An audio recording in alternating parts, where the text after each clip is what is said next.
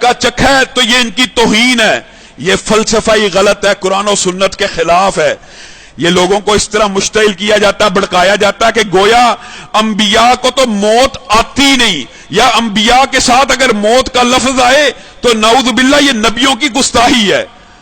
اللہ نبی کریم صلی اللہ علیہ وسلم کو کہہ رہا ہے انکا میتن، انکا میتن وانہم میتون، آپ بھی وفات پا جانے والے ہیں، انہوں نے بھی مر جانا ہے، سب کا فیصلہ آپ کے رب کے سامنے پیش ہونا ہے۔ افإن مت فہم الخالدون، کیا آپ جب فوت ہو جائیں گے یہ ہمیشہ کے لیے زندہ رہیں گے؟ اللہ کہہ رہا ہے، کوئی مولوی نہیں کہہ رہا، کوئی فلسفی یا منطقی نہیں کہہ رہا، کوئی مسلک نہیں کہہ رہا، یہ عقیدہ قرآن و سنت کے صریحاً خلاف ہے۔ اور لوگوں عام فہم سی بات ہے، عام فہم سی، نبی کریم صلی اللہ علیہ وسلم کی کتنی عمر ہے؟ کتنی عمر ہے؟ 63 برس۔ کیوں یہ کیوں لکھتے ہو کتابوں میں 63 برس؟ اگر ان کو وفات ہوئی نہیں، اگر وہ فوت ہوئے ہی نہیں تو پھر 1400 سال عمر لکھو۔ جب لکھتے بھی یہی ہو 63 برس کی عمر میں وہ وفات پا گئے تو پھر اختلاف کیسا ہے؟ پھر اعتراض کس بات کے اوپر ہے؟ پھر جھگڑا کیا ہے؟ لڑائی کیا ہے؟ اجماع امت ہے۔ نبی کریم صلی اللہ علیہ وسلم جس وقت دنیا سے چلے گئے، یہ ایک لمبا چوڑا واقعہ سیرت کا، انشاءاللہ کبھی موقع ملے گا تو اس حدیث کے بارے میں بھی تفصیل سے روشنی ڈالیں گے۔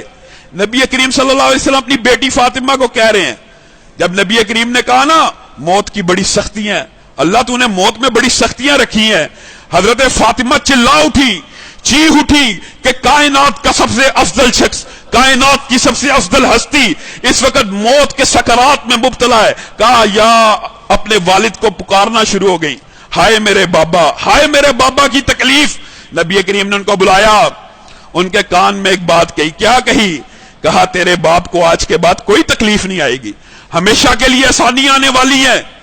پھر کہا کان میں دوبارہ مسکرانا شروع ہوگی، سب سے پہلے تو اپنے باپ کو ملے گی، آج کے بعد آسمان سے جبریل نازل نہیں ہوگا، اور اگر ہاں نبی کے بعد جبریل نازل ہوتا تو عمر کے قلب اطہر پہ نازل ہوتا۔ لوگوں نبی کریم صلی اللہ علیہ وسلم دنیا سے چلے گئے، وفات ہو گئی، آج اتنی سی بات کے اوپر فرقہ وارانہ فسادات پھیلانا چاہتے ہو، امت کو، مسلکوں کو آپس میں لڑوانا چاہتے ہو، کیا فلسفہ دے رہے ہو معاشرے میں؟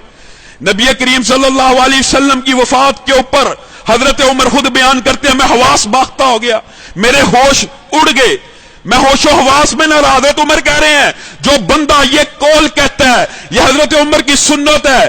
حضرت عمر اس کے بارے میں، اپنے بارے میں بھی کہہ رہے ہیں اور ہر بندے کے بارے میں یہ فتویٰ لگا رہے ہیں، اس کے ہوش و حواس گم ہوئے ہیں، وہ بے ہوش ہے، وہ بدمست ہے، اس کے اندر عقل نہیں ہے نعوذ باللہ، جو کہ نبی کریم صلی اللہ علیہ وسلم آج بھی زندہ ہے۔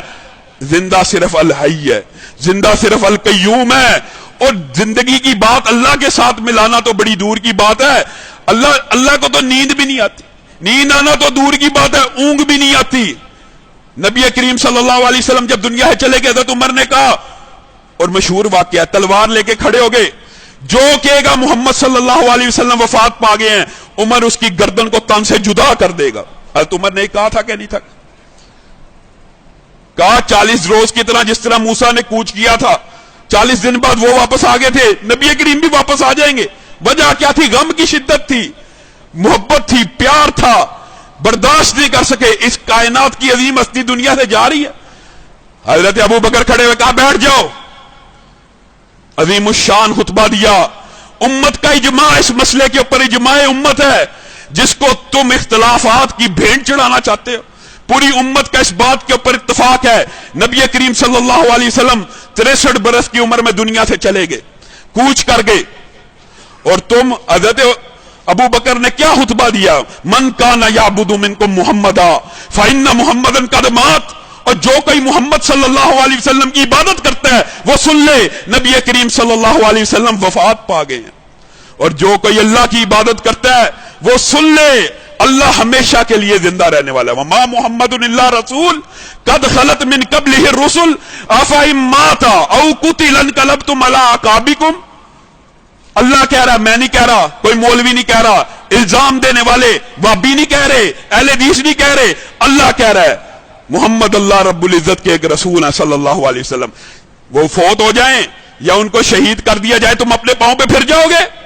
جو اپنے پاؤں پہ پھر جائے گا یہ عقیدے رکھتے ہوئے جائے اللہ کو کیا فرق پڑنا، ساری دنیا کافر ہو جائے، ساری دنیا، نبی کریم صلی اللہ علیہ وسلم نے فرمایا ہے کائنات کے بدترین شخص کی طرح ہو جائے، فرعون، نمرود، شداد، حامان، قارون کی طرح بن جائے، اللہ کی بادشاہت میں، کبریائی میں رائی برابر فرق نہیں پڑتا، اسی پر بس ہے نہیں۔ نبی کریم صلی اللہ علیہ وسلم خود بیان کرتے ہیں پوری کائنات میں محمد صلی اللہ علیہ وسلم جیسی ہو جائے، جو ممکن ہی نہیں، لیکن مثال پیش کر رہے ہیں کہ تم میں سے جو سب سے زیادہ نیک ہے کون ہے؟ نبی کریم، اس جیسی پوری دھرتی ہو جائے، اللہ کی بادشاہت میں رائی برابر بھی اضافہ نہیں ہوتا۔ لوگوں اپنے عقیدوں کو ٹھیک کرو، یہ عجیب و غریب فلسفہ ہے، یہ عجیب و غریب بات ہے۔ میت کو بوسہ دینا جائز ہے؟ جی جائز ہے۔ کیوں جائز ہے؟ حضرت ابو بکر نے دیا تھا، کس کو دیا تھا؟ نبی کریم صلی اللہ علیہ وسلم کو۔ جب یہ دلیل خود تم پیش کرتے ہو، یہاں پہ جب میت کے الفاظ آتے ہیں تب تمہارے دین ایمان پہ ضرب نہیں پڑتی، یہ عجیب و غریب بات ہے۔ ہم برزخ کی زندگی کے قائل ہیں، یہ عجیب و غریب فلسفہ معاشرے میں پھیلایا ہوا کہ یہ توہین ہے، جی نبیوں کو فوت کہنا توہین ہے۔ ہر بندہ جو دنیا سے چلا جاتا ہے اس کی ایک برزخ کی زندگی شروع ہو جاتی ہے، یہاں آنکھ بند ہوئی ایک نئی دنیا میں، لیکن اس اور اس دنیا کے درمیان اوٹ ہے، پردہ ہے، رکاوٹ ہے، بینہما برزخ ہے۔ شہید، ایک مثال یاد کر لو، ایک مثال، شہید اللہ نے کیا کہا؟ اس کو مردہ مت کہو، اس کو مردہ مت گمان کرو، شہید کو مردہ نہ کہو۔ وجہ یہ اللہ کے ہاں زندہ ہے، رزق دیا جاتا ہے۔ اور لوگوں کیا اس دنیا میں زندہ ہے یا اللہ کے ہاں زندہ ہے؟ اس دنیا میں شہید جس کو اللہ کہہ رہا ہے، اس کو مردہ نہیں کہنا، اس کو میت نہیں کہنا، یہ تو اپنی جان دے کے امر ہو گیا، اس نے تو اپنی زندگی اپنے رب کے سپرد ایسے کر دی ہے کہ اللہ اس کا نام بھی باقی رکھے گا، اس کی جان بھی باقی رکھے گا، حیات بھی باقی رکھے گا، اس کو اپنے پاس رزق بھی دے گا، اس کو قبر کے فتنے سے بھی بچائے گا۔ اس شہید کو جس کو اللہ کہہ رہا ہے، آج کا مولوی صوفی نہیں کہہ رہا، کیا اس کی وراثت تقسیم ہوتی ہے مرنے پہ؟ بتاؤ، ہوتی ہے؟ کیا مطلب؟ دنیا کے اندر احکامات، شہید جس کو اللہ کہہ رہا ہے زندہ ہے، اس کے بھی احکامات میت کے ہوتے ہیں۔ وجہ شہید کی بیوی شادی کر سکتی ہے کہ نہیں؟ کیسے کر سکتی ہے؟ وہ تو زندہ ہے۔ یہ کیا فلسفہ ہے؟ یہ کیا گندا عقیدہ ہے؟ شہید کو تو اللہ زندہ کہہ رہا ہے، بیوی شادی کیسے کر سکتی ہے؟ اس کا مطلب ہے یہاں زندہ نہیں ہے، اس دنیا کے معاملات کے اندر زندہ نہیں ہے۔ اور عجیب و غریب باتیں ہیں معاشرے کے اندر، جی روحیں آتی ہیں جمعرات کو، جمعے کو، یہ برے صغیر میں ہی آتی جاتی ہیں اور کہیں نہیں آتی۔ نعوذ باللہ، اللہ اپنے ولیوں کو، اپنے شہیدوں کو، اپنے اولیاء کو، اپنے اتنے مقرب لوگوں کو نعوذ باللہ اذیت دیتا ہے۔ شہید واپس آ رہا ہے، ایک مثال کے لیے سمجھا رہا ہوں، واپس آیا ہے، بیوی نے شادی کی ہوئی ہے، جائز ہے نا؟ اسلام میں تو جائز ہے، بیوہ شادی کر سکتی ہے۔ نعوذ باللہ واپس آیا، کسی اور کے ساتھ ہے، اللہ اپنے ولیوں کو اذیت دیتا ہے۔ دنیا سے چلے جانے کے بعد دنیا میں کوئی واپس نہیں آ سکتا۔ ہاں، دلیل یہ دیتے ہیں معجزے کی، جو معجزے ہوتے ہیں ان سے دلائل اخذ نہیں ہوتے، معجزہ انبیاء کی صفت ہوتی ہے، معجزہ نبیوں کو عطا کیا جاتا ہے۔ نبی کریم صلی اللہ علیہ وسلم کے اکرام کے لیے انبیاء آئے، انہوں نے بیت المقدس میں نماز پڑھی، لیکن اس کا مطلب یہ نہیں کہ جو مر گیا وہ آتا جاتا ہے۔ اگر آتا جاتا رہتا ہوتا تو اللہ رب العزت کو